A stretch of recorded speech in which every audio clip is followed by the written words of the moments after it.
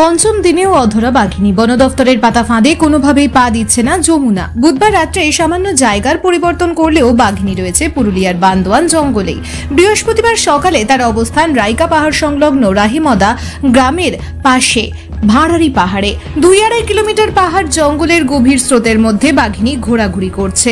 এদিকে অন্যান্য দিনের মতো বুধবারও রাতভর বন দফতরের বিশেষ tranquilliser team, satellite monitoring, thermal image scanning, night vision drone monitoring এর মাধ্যমে বাঘিনীর অবস্থান বুঝে ট্র্যাপে ফেলে খাঁচায় বন্দী করার বহু চেষ্টা করেন। পাশাপাশি পাহাড় সংলগ্ন রাহিমদা গ্রামের সবরপাড়াকে বাগদরার জাল দিয়ে ঘিরে ফেলে বন দফতর। কিন্তু এই বাঘিনী বন দফতরের পাতা ফাঁদে পা না দিয়ে রীতিমতো বন দফতরের নজরদারিতে বুধবার রাতভর জঙ্গলের গভীর স্রোতে আত্মগোপন করে নিশ্চিন্তে ঘুমিয়ে নিল। গত 15 ডিসেম্বর ওড়িশার শিমলিপাল রিজার্ভ ফরেস্ট থেকে পালিয়ে আসে ওই বাঘিনী। ঝাড়খণ্ডের গোটাশিলা পাহাড় জঙ্গল অতিক্রম করে ঝাড়গ্রামের কাকড়াঝোড় জঙ্গল থেকে গত শনিবার রাতে ঢুকে পড়ে বান্দোয়ানের জঙ্গলে। বাঘিনীকে ধরতে নাজেহাল অবস্থা বন দফতরের। মঙ্গলবার রাইকা পাহাড়তলির রাহিমদা গ্রামের ছাগল খেয়েছে বাঘিনী। বাঘিনীর আতঙ্কে ওই সমস্ত জঙ্গল ঘেরা গ্রামে মানুষ ভয়ে ভয়ে দিন কাটাচ্ছে। গ্রামের মানুষকে মাইকিং করে সতর্ক করা হয়েছে বন দফতর ও পুলিশ প্রশাসনের পক্ষ থেকে। ছাগল গরু খুলছেন না কেন?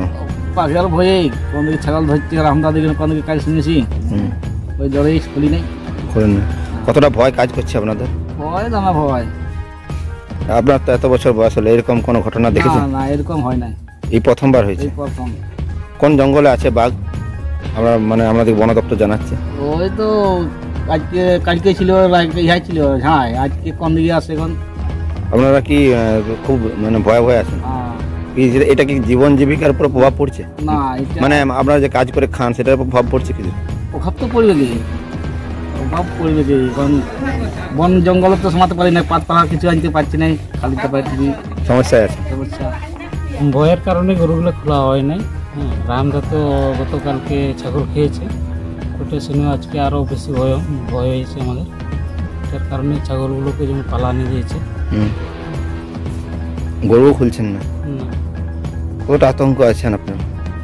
কতটা আতঙ্কে আছেন, ভয়ে আছেন? অনেক অনেক আতঙ্ক। এরকম কি কোনোদিন এই এলাকার মধ্যে হয়েছে? না, হয়নি। হয়নি, কোনোরকম হয়নি। কি চাইছেন এখন আপনি? আমরা চাইছি যে ওই বাঘকে যাতে ধরে নিয়ে যান এখান থেকে। আর পার্শ্ববর্তী কতগুলো গ্রাম আছে এখানে জঙ্গল লাগোয়া? মোটামুটি 7-8টা গ্রাম আছে। এখন বাঘের অবস্থান সম্পর্কে কিছু বন দপ্তর থেকে আপনাদেরকে জানাচ্ছে কিছু? হ্যাঁ, সতর্ক করাচ্ছে। আর সতর্ক করছে? কি সতর্ক করছে? যাতে বন জঙ্গলে ঢোকা না হয়, নিষিদ্ধ করছে। এই গ্রামটার নাম কি? লেদাসাল। ওই জঙ্গল থেকে কত কিলোমিটার দূর? মোটামুটি ওই জঙ্গলটা দেখাচ্ছে সামনে।